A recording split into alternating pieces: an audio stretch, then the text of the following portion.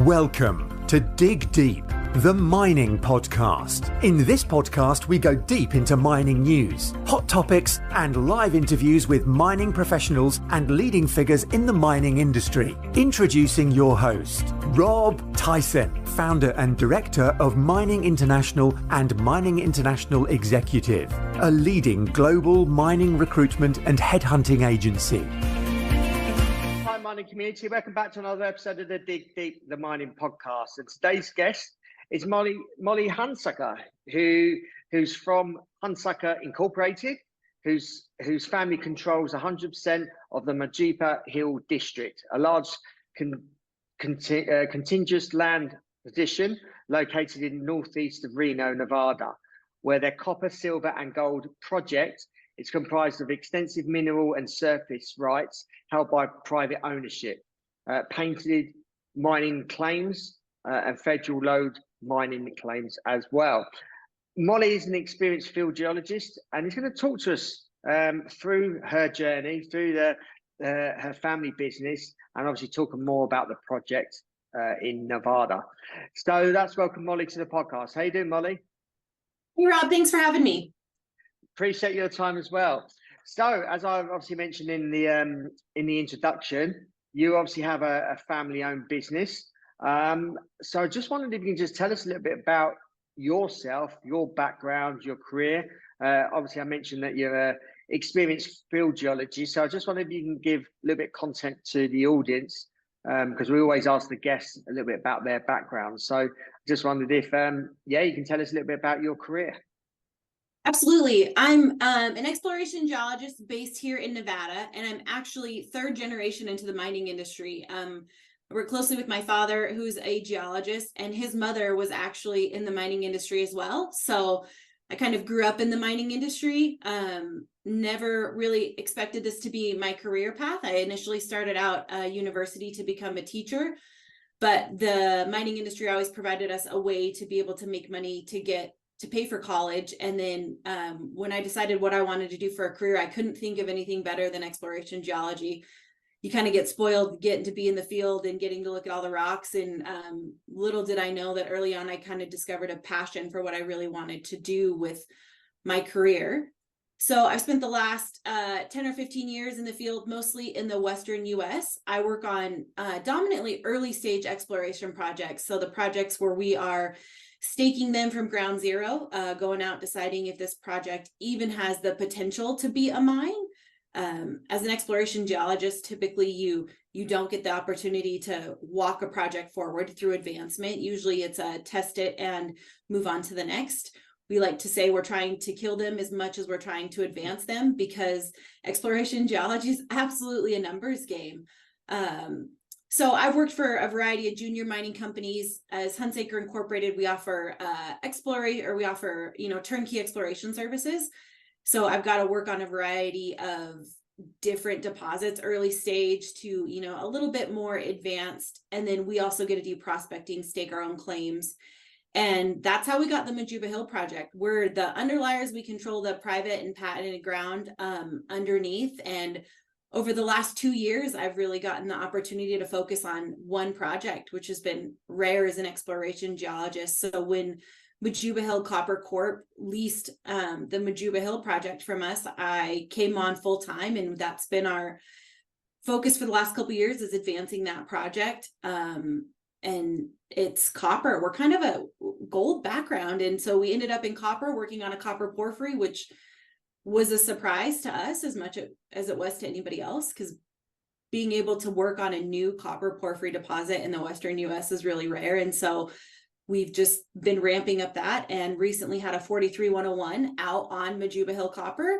And so I find myself at this stage in my career working on an advanced stage project, which is just not a path I would have laid out for myself, but couldn't be more excited to be doing it. Yeah. Before we speak about the company, you work with your father, who's part of obviously the team. How is that working relationship, as well as obviously being a family relationship? And is he a mentor of yours because you're following in his footsteps? Absolutely. It's a great family businesses are great. I'm 5th generation self-employed. So my family was butane dealers in Texas. So we don't really play well with others. We don't know how to work for somebody else. And so my father always gave us the opportunity to be geologists. And it was a surprise to him when I called him one day and was like, hey, I changed my major to geology. I'm going to be a geologist. He was like, what?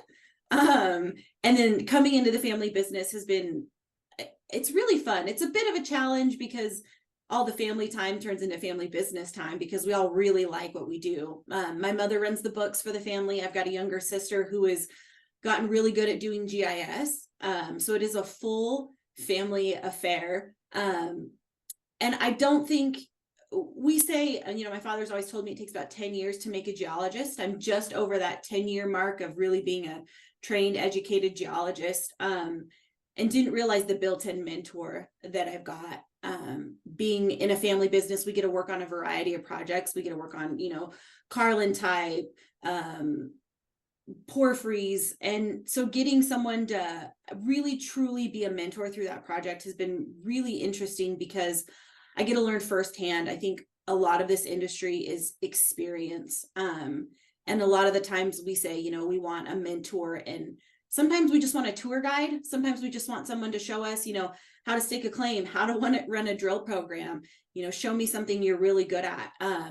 But growing up, I had a mentor in, my father, and showing me, how to do things, why he does things the way he does things.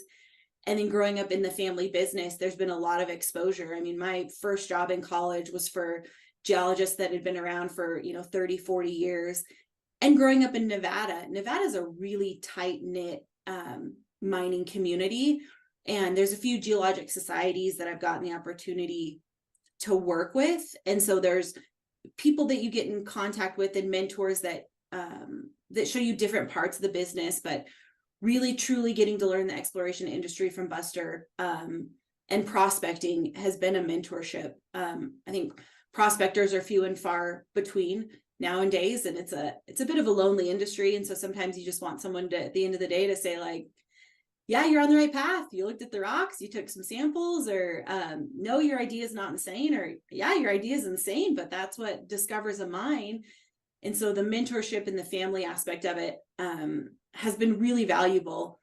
It's, a family business. So it's, I think it's rare that children get to see their parents as a profession. You see like, oh, mom and dad, they go off to do this job, but to get to truly come and be a peer of a parent is something that a lot of people miss out on, because it's not just your dad. It's, a well-respected geologist. I get to see the work that he's done. And geology in Nevada, I mean, you put a map out 20 years ago and that map will come back 25 years later and you've got to take a look at it.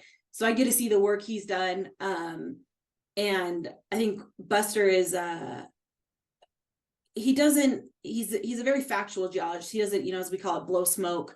And learning that, I think it's more the how to operate in business and how to operate with integrity as a geologist is the biggest mentorship that I've taken from him. And so, and being family, sometimes it comes down with some knockdown, drag out fights. I'm just about to ask, because of the relationship, is there a lot of difference of opinions, and do you have differences, or do you have arguments? But do you have differences of opinions?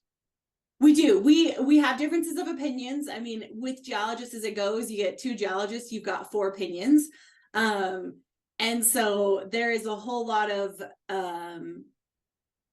there's a whole lot of apologizing that happens about 10 years in as a geo, because you look back and you're like, I am so sorry. I don't think I was very useful the first 5 years. I made a lot of bad decisions.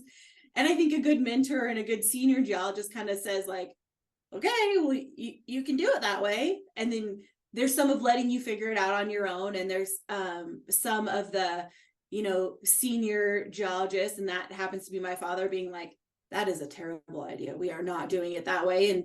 And usually you figure it out for yourself. And those happened early on. I mean, staking claims as a teenager, soil samples early in the career. I mean, there's a lot of checking that goes on, and you learn like, why does he, do they think I'm bad at my job, as, and learning new skills. Being a field geologist is just learning to survive. I think the biggest fight we ever had was learning to back up a trailer, and it makes me laugh because 15 years later I can back up a trailer out of any situation, and you think that is not a skill a geologist needs, and boy is it. But the more we have worked together, the more we learn, there are differences of opinions, and that's okay. And if there's not, if we're just constantly agreeing with each other, that's where the bigger problem is. But you get to learn to, discuss as different people. And then sometimes you just back off, or it's like, okay, you're doing it. That is a choice. You have made that choice, and I will be here to help you pick up the choice. And then, as the world evolves as geologists, I'm really fortunate, Buster's kept up with the GIS and a lot of things. So we don't have a lot of the, the typical arguments that a junior, senior geologist has, where I'm saying like, let's use the new computer device. Buster's the one driving that.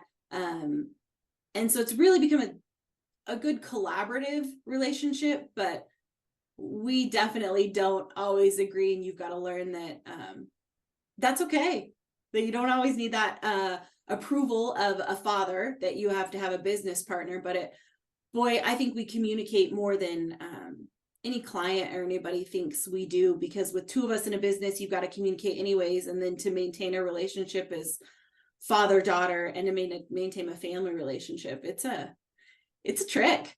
Yeah, I can imagine. So can you tell us a little bit more about Majuba Hill Copper? Yeah, so Majuba Hill has been a phenomenal project. So we've teamed up with Dave Greenway, who's the CEO of Majuba Hill Copper Corp. They've had it leased for a while. And Majuba Hill is just a phenomenal project. We're about 155 miles east of Reno, north of a small town called Imlay, for those that are familiar with Northern Nevada. We're right off Interstate 80. And we've just released a 43-101 that outlines an exploration target. And what's so unique about it is we know we can move it into an inferred resource category, and we're in Nevada.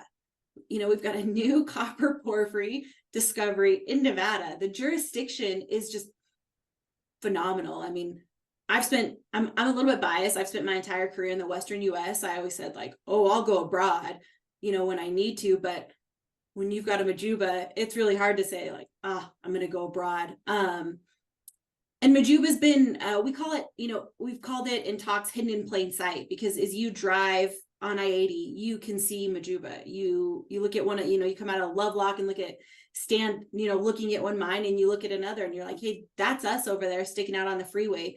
You stand on top of Majuba Hill, you look up into the guts of the Florida Canyon mine. So it's a bit rare in that it's standing out. You talk to any Nevada geologist and they say, oh, everything's undercover these days. And that's not true. This 43-101 has outlined an exploration target, and we know, as it sits right now, we've got 50 to 100 million tons of copper, ranging from 0.15 to 0.3 copper in the oxide resource. That's only the upper portions of this deposit. And it's really, really unique in the fact that we've gotten to drill this and bring it to fruition. A lot of people know Majuba Hill is a major mineral collecting site. We have a heck of a time keeping mineral collectors out. We wish we didn't have to, but for our cover your own butt, we've got to keep them out. And everybody's known Majuba Hill for years. Every geologist talks about it. But to really identify it as a copper porphyry, to be able to point it out as the right type of geology, and to now have this exploration target that we think after another round of drilling, or another 2 rounds of drilling, we can bring it into the inferred category. It's kind of a one-of-a-kind project. That the jurisdiction just makes it so ideal. Yeah. So what would you say is, and you've mentioned some of this, but what would you say is sort of more valuable or unique about Majuba Hill? Yeah, it's well, right now we're only modeling the copper, and Majuba is definitely multi-element. So we've got copper, gold, silver, lead, zinc, but we're focusing on the copper because that is the most economic. And we've all heard the statistics on copper, the amount of copper we're going to need, and it sticks out of the ground. It's an open pit target. Majuba was originally picked up because of the blue and green oxides that are on the surface, and there was some historic mining there. So the thing that makes it most unique is that It's there, it's ready for the taking. It's the pits outcrop at the surface. We drill, another 8 to 20 RC holes, and our pits can, get larger and larger, which bumps us up into the inferred category.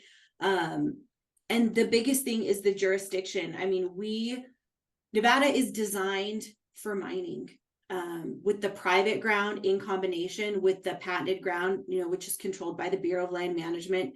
We are a jurisdiction that wants mining, and that makes it so unique, is that we can advance the project forward. And the other unique thing about Majuba Hill is Dave Greenway. Dave is the CEO of Majuba Hill, and we've worked on a lot of exploration projects. I have, and then with Buster, he's worked, all over the world. And it's very rare you get someone like Dave who puts the money in the ground. So as Majuba raises money, the majority of the money, goes into the ground. Obviously, there's operating expenses, but we've drilled every year for the last couple years. We've drilled shallow holes in the oxide, and porphyries are known for their big, deeper sulfide systems. And Dave has said, yeah, we'll raise the money. Let's drill some deep holes, and really give us time to do geology. I mean, so many geologists drill a hole and then you don't actually get to spend time looking at the rocks or compiling data. And so the jurisdiction and Dave are really the two things that makes us unique and allow Majuba to take some, stepwise advances into bringing this into hopefully what will be a major producer in the next, decade. I think it will be. And those two in combination are really just allowing us to bring a project to advancement. I mean, as I said, I'm an early stage geologist, and so it's a bit striking to be on an advanced stage project where you keep working. Normally you drill and it's like, well, that didn't work, on to the next. And you look up and you're like, dang, I'm still here. We're still doing this. I mean, it's great. But it's a bit of a shock because most exploration geos don't get to be adjacent to a discovery in their career. Yes, certainly. So what's Nevada like as a mining jurisdiction? I mean, some people may even say it's in the top 3 jurisdictions in the world, or even number 1. What's your take on it? I think we're number 1. I think Fraser Institute, I can't remember if it ranked us number 2 or number 3. But Nevada is just, the biggest thing about Nevada is that we want mining. My last water truck driver on our last drill program flagged us down on the side of the road and was like, hey, you need another water truck driver? And you're like, I absolutely do. And so the jurisdiction is it's so friendly. We're a mining friendly jurisdiction where people want mining. So that makes it great. Our holding costs are low. We pay claim fees every year. The way it's structured in the US is whether we're on a discovery or whether, we're early stage, we know what our costs are going to be. And the infrastructure. I mean, Nevada is phenomenal for infrastructure, and Majuba is especially unique. When I turn my GPS on and I've got the radio going, I get the trucker traffic from the highway on the microphone. And so you're 20 miles from major transcontinental corridors. You've got Interstate 80, and you've got rail lines, you've got power and water. So the infrastructure at Majuba is especially unique. And then Nevada's designed for mining. I mean, the laws are literally designed to help us mine. We know where we've got to go permit wise. We know what we've got to do from day to day, to keep the land. And it just really makes it easy to advance a project like Majuba.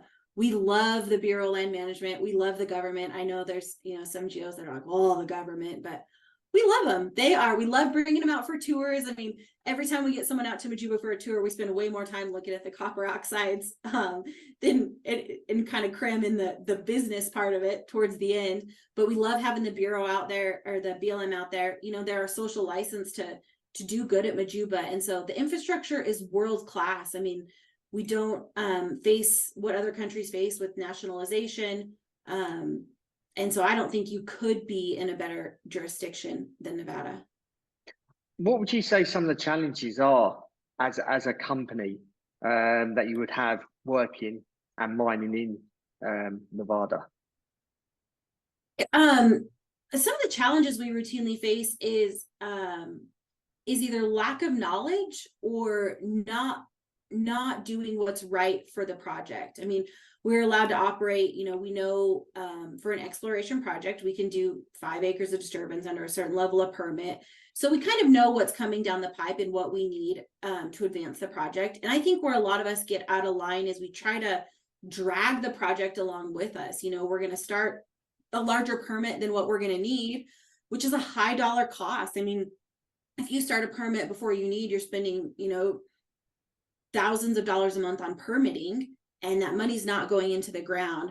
So I think the biggest challenge in Nevada is you've got a lot of opportunity. You got to make sure you're doing what's right by the project. We call it, letting the project lead.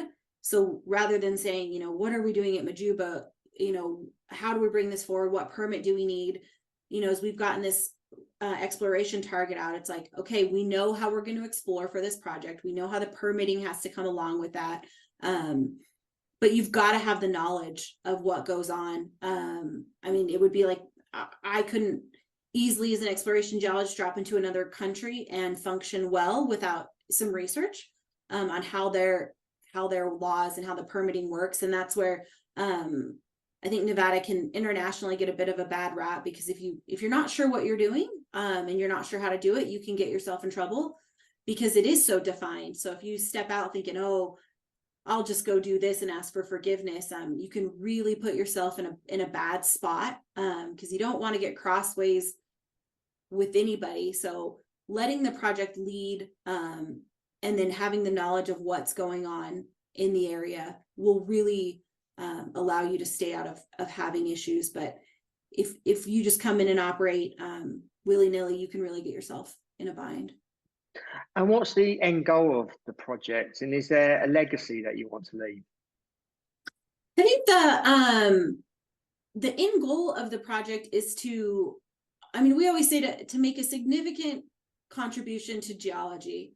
I mean, I think the obvious answer is like, let's make a mine and let's really make some money on a mine, because that would be cool. And who doesn't want a mine in production? But there's two sides. As an exploration geologist, to even be adjacent to a discovery, to have a discovery like Majuba, to say, this is what the project is. Majuba is really unique for the geos listening. We've got Oligocene, Eocene, and Jurassic age dates at Majuba, which is so unique and rare. And we've drilled a large porphyry system that drilled into a granite diorite that we didn't know previously existed. So as a geologist, to get to contribute that to science and bring it forward and say this is a discovery is really, really fun. And so it kind of makes you want to go on to the next and say, let's go find another one.